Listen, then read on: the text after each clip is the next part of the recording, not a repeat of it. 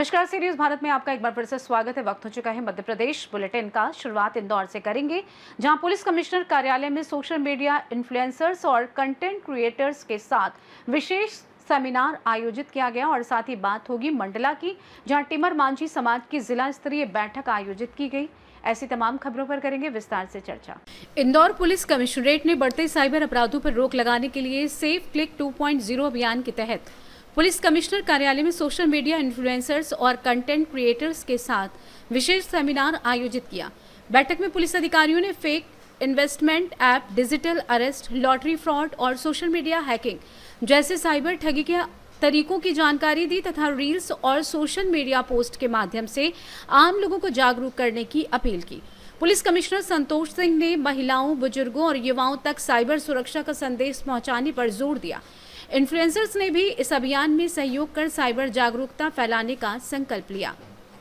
आइए जानते हैं इस विषय में पुलिस कमिश्नर इंदौर संतोष सिंह का क्या कुछ कहना था।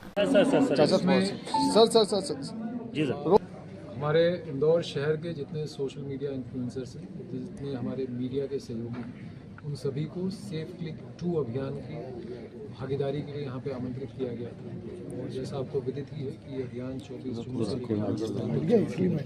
इसका शुभारंभ भोपाल में माननीय मुख्यमंत्री महोदय द्वारा 24 तारीख को किया गया था। और यहाँ पे इंदौर कमिश्नरेट में ये लगातार पूरे शहर में प्रोग्राम प्रतिदिन के हिसाब से चलाया जा रहा है। बढ़ चढ़ के लोगों की हमारे शहर की इसमें भागीदारी है, समाज का हर वर्ग इसमें हिस्सा ले रहा है।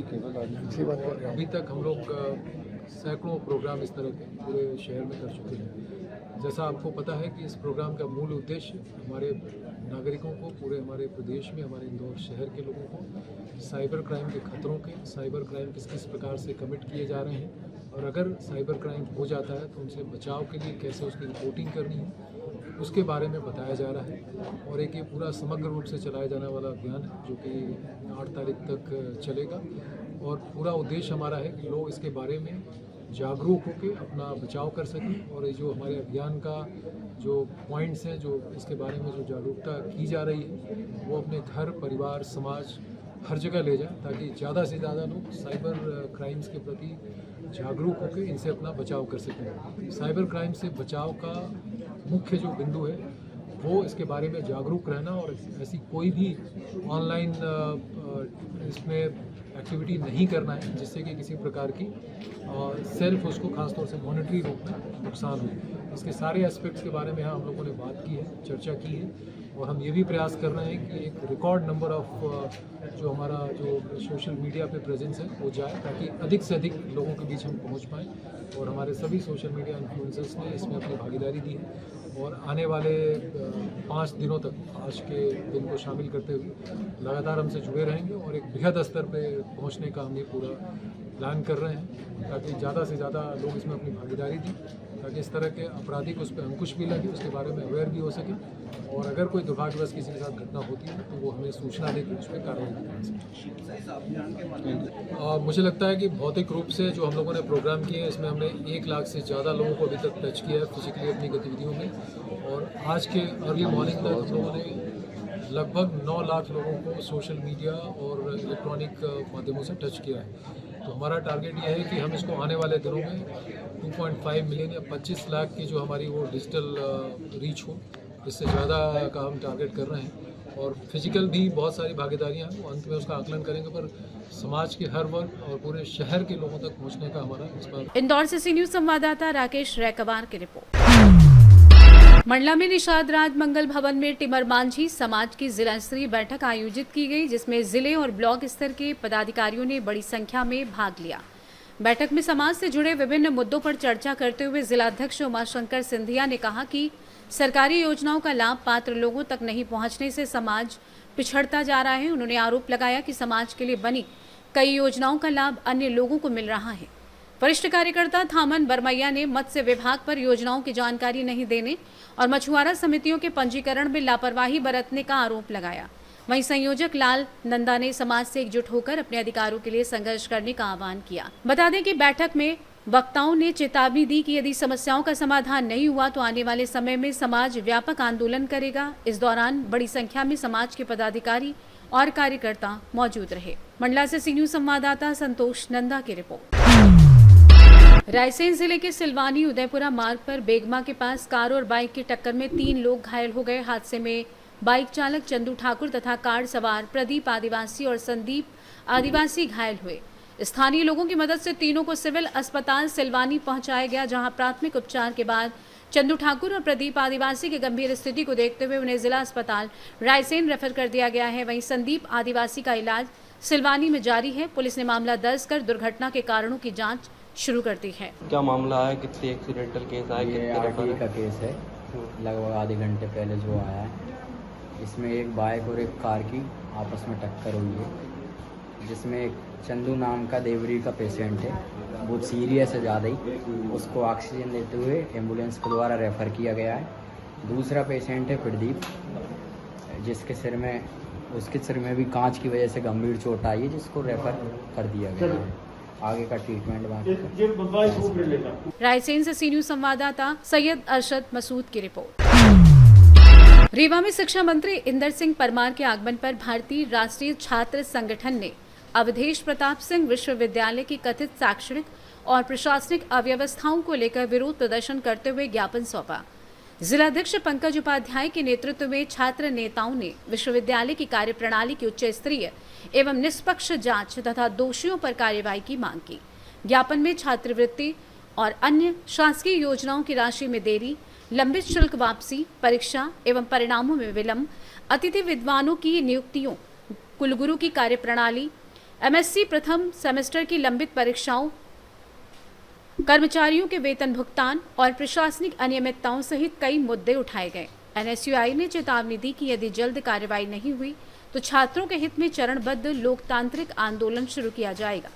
इस अवसर पर अखंड सिंह, उपाध्यक्ष रॉबिन्सन साकेत, विधानसभा अध्यक्ष संस्कार त्रिपाठी सहित बड़ी संख्या में एनएसयूआई पदाधिकारी एवं छात्र नेता उपस्थित रहे। विद्यालय में लगातार देखा जा रहा है कि किस प्रकार से चाहे परीक्षा का मामला हो, अभी आपने देखा होगा वीडियो के माध्यम से एक बच्ची को रात को मैसेज किया जाता है 8 बजे, जो सिंगरौली की है, उसको मैसेज किया जाता है कि आपका सुबह 1 बजे पेपर है, ठीक, आपका पेपर कैंसिल हो गया। फिर सुबह 1 बजे मैसेज किया जाता है कि आपका पेपर पुनः होगा 3 बजे से। आप ये बताइए वो बच्ची 300 किलोमीटर से कैसे आ सकती है? ये शिक्षकों की लापरवाही। जब बच्ची यहाँ आती है तो कुलपति मिलते नहीं है, अन्य शिक्षक जो मिलते हैं वो कहते हैं कि मैं कुछ नहीं कर सकता, आपका साल बर्बाद होगा। संबल मेधावी योजना चलती है सरकार की, स्कॉलरशिप योजना चलती है। सोचिए इसकी स्कॉलरशिप जो होती है छात्रों को जमा नहीं होती है, सब 10 रुपये 100 रुपये एक शुल्क होती है निर्धारित जो जमा होती है, लेकिन विश्वविद्यालय प्रशासन सभी से शुल्क जमा करवाती है और फिर कहती है कि उनकी शुल्क वापस की जाएगी। 3 वर्षों से उनकी शुल्क वापस नहीं की गई।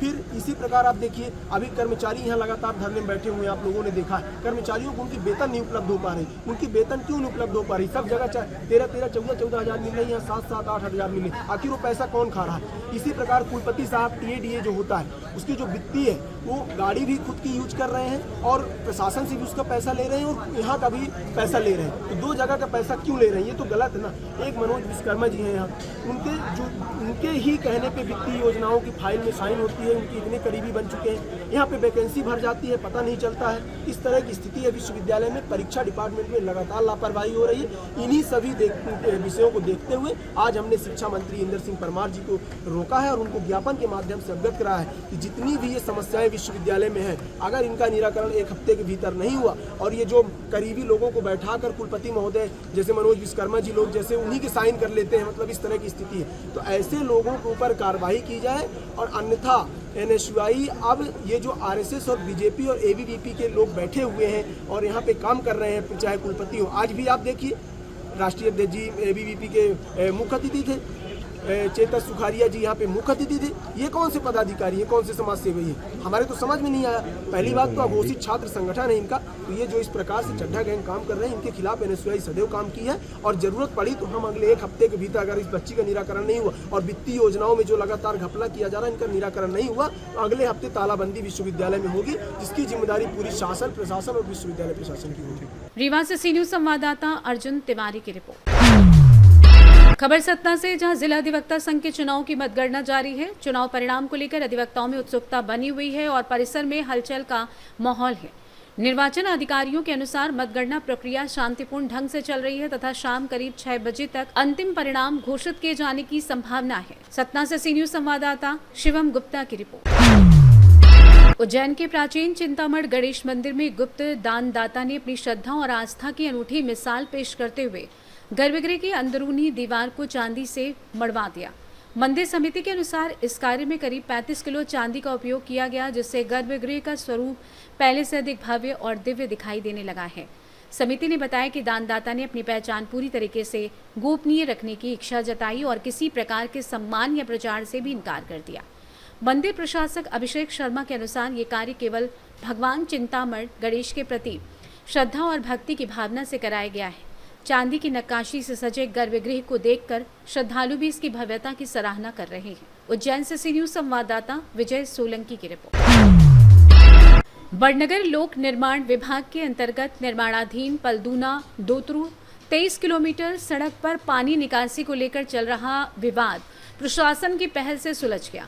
ग्राम गुड़ावत से दोतरू के बीच करीब 1 किलोमीटर हिस्से में किसानों के बीच जल निकासी को लेकर मतभेद के कारण सड़क निर्माण कार्य प्रभावित हो रहा था। मामले की गंभीरता को देखते हुए एसडीएम धीरेन्द्र पराशर, तहसीलदार रूपाली जैन, लोक निर्माण विभाग के अधिकारियों और निर्माण कंपनी के प्रतिनिधियों ने मौके का निरीक्षण कर दोनों पक्षों के किसानों के साथ बैठक की। चर्चा के बाद सहमति बनी कि सड़क के दोनों ओर समान रूप से कच्ची नालियां बनाई जाएंगी, जिससे पानी की उचित निकासी हो सके और किसी भी किसान को नुकसान न पहुंचे।